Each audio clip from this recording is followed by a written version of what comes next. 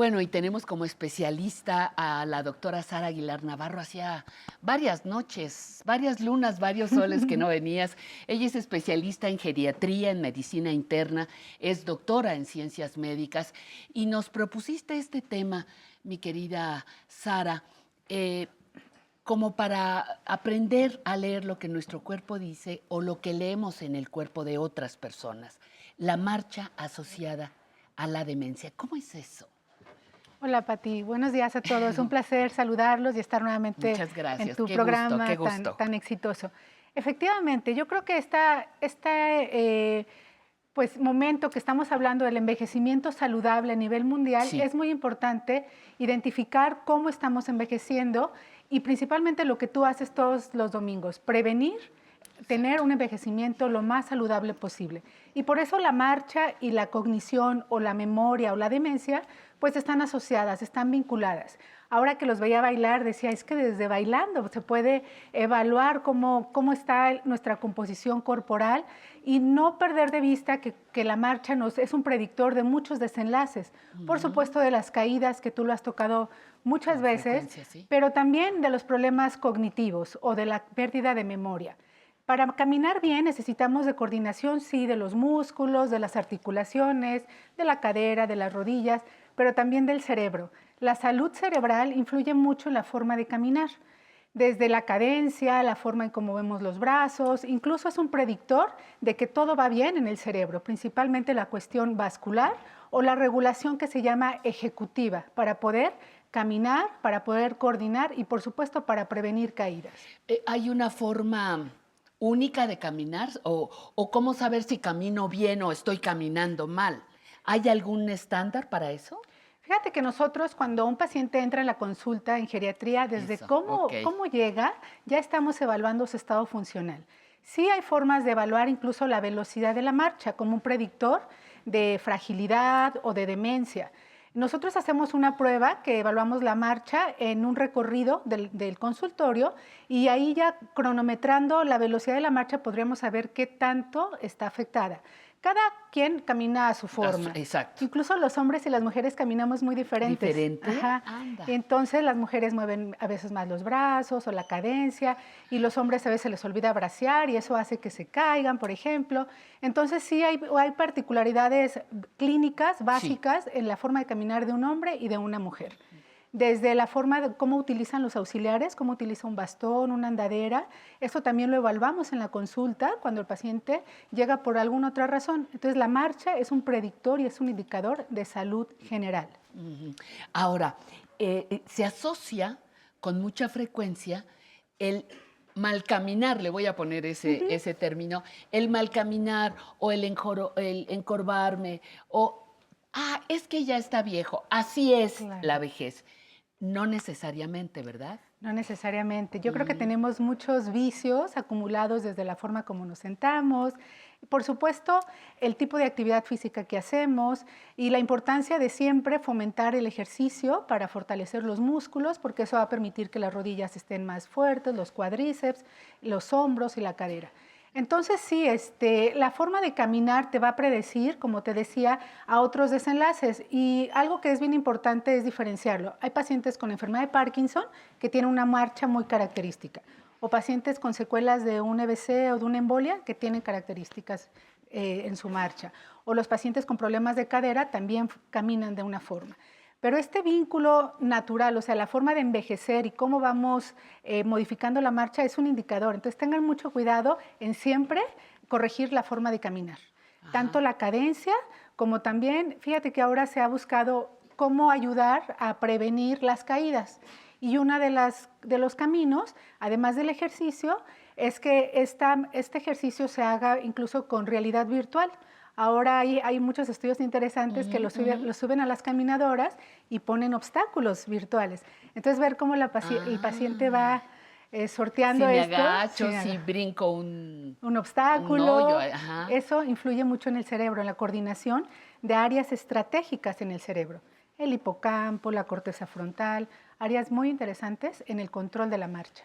Entonces, cuando yo miro a alguien en mi familia, una adulta mayor o más mayor que nosotros, podemos empezar a leer ese lenguaje de su cuerpo Por supuesto. y atenderle a tiempo. Por Así supuesto, de eso se trata, ¿no? Se trata de prevenir. Ahora, ¿por qué decías que está muy vinculado la salud de nuestro cerebro con nuestro caminar?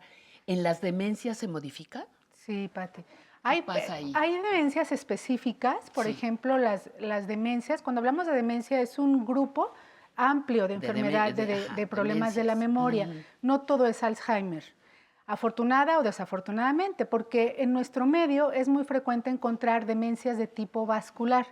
Quiere decir que hay algún infarto en el cerebro, en zonas estratégicas, que ocasionan que la memoria se vea afectada, pero también la marcha o también la función ejecutiva, que la función ejecutiva refleja cómo resolvemos problemas, qué capacidad tenemos para enfrentar toma de decisiones. Entonces, esa área del cerebro es básica para la función ejecutiva y la función ejecutiva está vinculada con la marcha.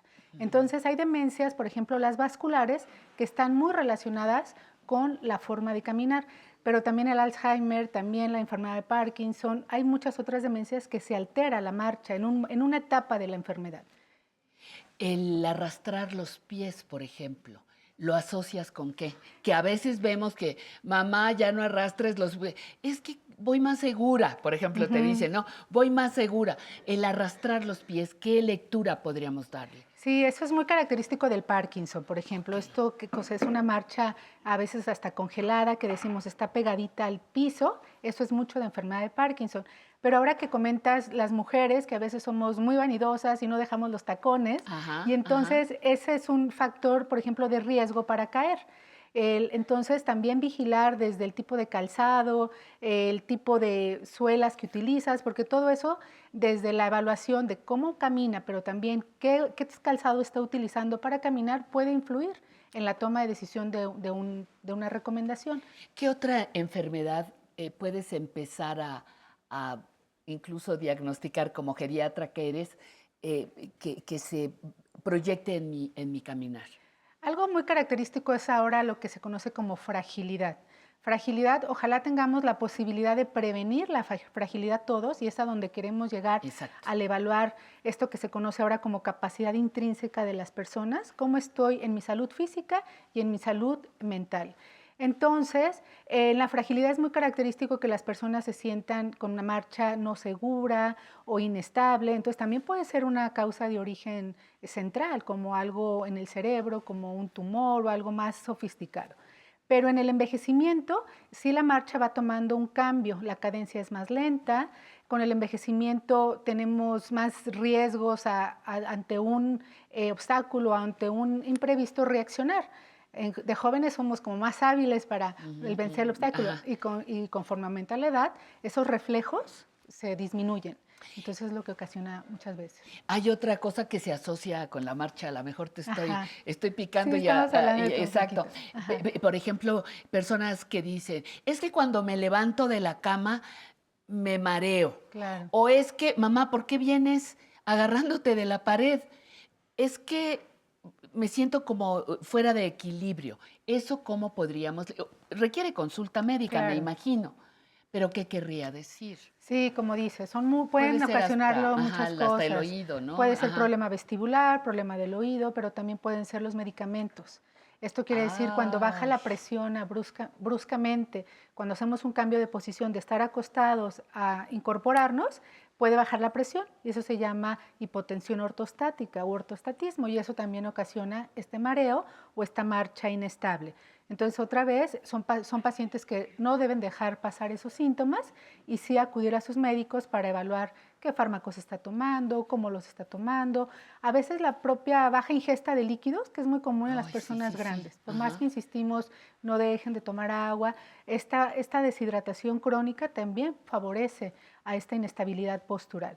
Y hay que tomar agua aunque no tenga sed, porque luego Sí, ya tomaste agua. No, no, no tengo sed, no hay problema. No, sí hay problema. sí, Aunque no tenga sed, ¿verdad? Hay así que es. tomar Ajá. agua. Qué otra cosa destacarías de la marcha, Pues lo más Sara? importante será que nos evaluemos, que hagamos una introspección de cómo estamos caminando, qué tan seguros nos sentimos. También otro reto es el que acepten utilizar ayuda. Un auxiliar bien utilizado puede prevenir un desenlace como una caída. Un auxiliar que Un auxiliar hablaste. es de un bastón o una andadera. Hay pacientes con secuelas de embolia cerebral que necesitan andaderas, pero hay pacientes con mucho problema articular que necesitan un bastón, o pacientes con una demencia. Acuérdense que los pacientes con demencia tienen más riesgo de caerse. De hecho, se sabe que 1 de cada 4 adultos mayores sufre una caída al año. Entonces, son cosas que se pueden prevenir padrísimo. 1 de cada 4 adultos sufre mayores, caídas al una año. caída al año. Híjole, Entonces es muy, mucho. muy frecuente. Y no solo en México, en el mundo, Pati. Entonces, por más que se trabaja en prevenirlas, todavía están sucediendo muchas caídas. Oye, y cuando curso con una demencia, ¿se me olvida caminar? ¿O qué es lo que me pasa? ¿Por qué asociarlo a demencias? Sí, es verdad que conforme avanza la enfermedad, el deterioro cognitivo o la demencia tiene diferentes etapas. También es muy importante que ustedes sepan que si ya se diagnosticó Alzheimer, ese Alzheimer puede progresar en el tiempo y eso hace que haya otras funciones que se empiecen a afectar. La marcha finalmente te dice qué tan dependiente o qué tan independiente eres. Entonces, cuando una persona ya requiere de apoyo para caminar, ya requiere de ayuda para ir al baño, ya requiere de que al menos el cambio del sillón a la cama requiere de ayuda, ojo, la progresión de la enfermedad está siendo más severa. Y sí, pasa que el cerebro se va atrofiando y la coordinación y el equilibrio se va afectando. Se me van olvidando muchas cosas, hasta caminar Hasta puede caminar. ser.